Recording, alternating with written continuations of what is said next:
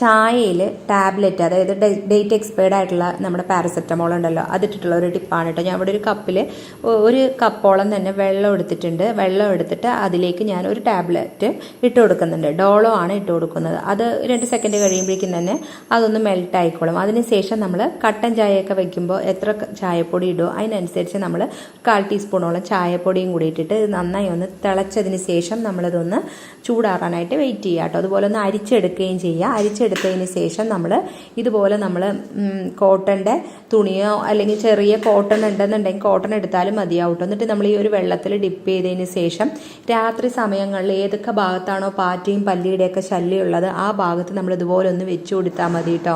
ഇപ്പോൾ ഫ്രിഡ്ജിൻ്റെ അടിയിൽ, അതുപോലെ സ്വിച്ച് ബോർഡിൻ്റെ, ബൾബിൻ്റെ സൈഡിൽ, TV സ്റ്റാൻഡിൻ്റെ സൈഡിൽ, ജനലിൽ ഒക്കെയാണ് അധികം പല്ലിയൊക്കെ വന്ന് കാണാറ്. ആ ഭാഗത്തൊക്കെ വെക്കുകയാണെന്നുണ്ടെങ്കിൽ പല്ലിയും പാറ്റയും ഒക്കെ നമുക്ക് പൂർണ്ണമായിട്ട് അതിൻ്റെ ശല്യം ഒഴിവാക്കാനായിട്ട് സാധിക്കും.